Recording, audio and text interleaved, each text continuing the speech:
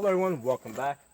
Today I'm going to talk to you guys about selecting a red dot cut slide for your Glocks and your Glock clones. Okay, so basically you're buying a slide or you're having a slide cut that will take an optic.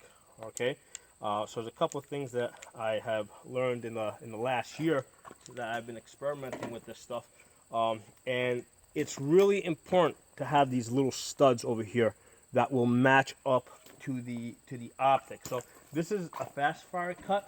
Okay, so you could, if you look at it, the fast fire cut has the two screw holes here, right? That's where the screw holes go through, and then it's got these other holes here. Okay, those four holes in the corners are to capture these four studs over here.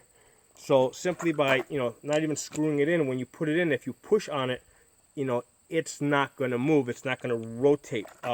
That's really important. Not all slides come with that. The first slide that I got, which is on this gun over here, did not have that. Okay, so basically this had just two holes to capture the screws, right, that went in from the red dot, and it really doesn't have any studs to come up. So what happens when you shoot this a lot, and the screws start loosening up, and I don't care how much Loctite you put on it, I put a lot of Loctite into this, and still if you shoot enough rounds and the slide gets hot enough, that Loctite is eventually going to come loose. And what's going to happen is with this one over here, as the screws start coming a little bit loose, the red dot that's on top, it starts rotating a little bit side to side.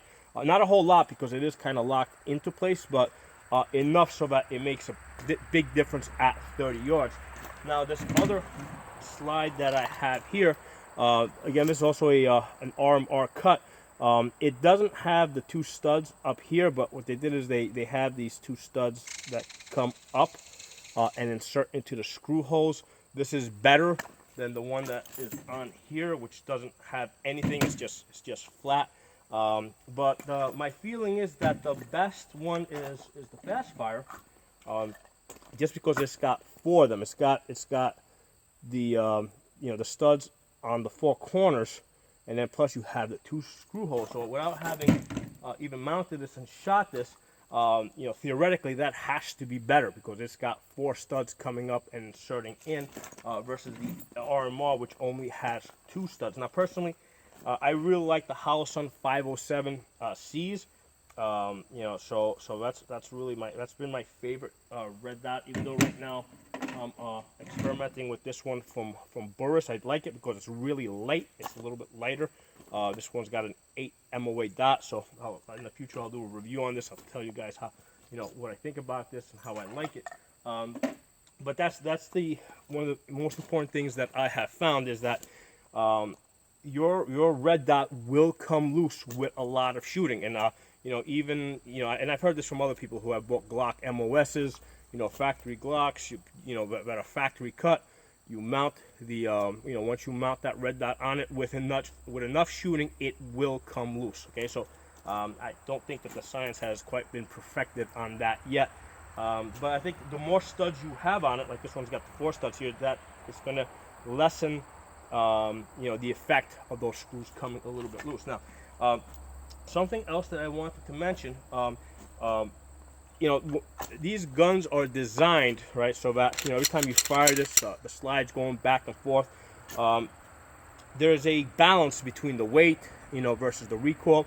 And as you start mounting more things on it, it interferes with that, with that balance, harmonics, whatever you want to call it. So, that's one of the reasons why they cut windows into the slide, like this gun has over here. They have those windows cut, so it kind of offsets the weight, the extra weight of the optic that's now riding on top of it, that's moving back and forth, every time you fire the gun.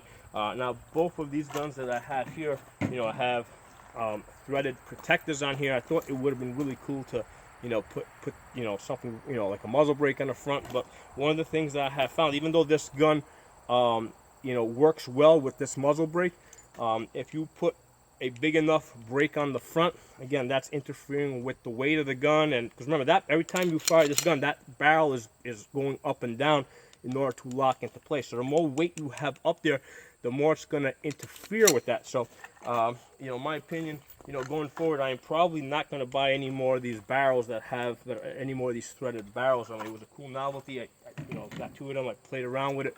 But unless you're actually planning to mount a suppressor on it, and if you do that, you have to put a booster on it to create extra pressure so that it will cycle reliably. And again, that gets into a whole balancing game, you know, of you know, getting the right balance so that the gun will cycle. So so that's the thing I mainly wanted to point out. You know, with these slides, from what I've seen, from all the experimenting I've done so far, and I've shot thousands of rounds with with these guns. These red dots will come loose. You know, because unlike a rifle, which, you know, it's kind of fixed, the barrel's fixed, you know, this slide, because it's mounted on the top of your slide, this thing's going back and forth. So that's going to move, that's going to vibrate, that is going to come loose. So, you know, and also having windows cut into the slide also lightens the weight up, which offsets the weight of your red dot. So a couple of things for you guys to think about. I'll give you more information as, you know, I do more experimenting. If you guys like the video, I'll give it a thumbs up, comment. If you're not a member, please subscribe. I'll see you guys next time.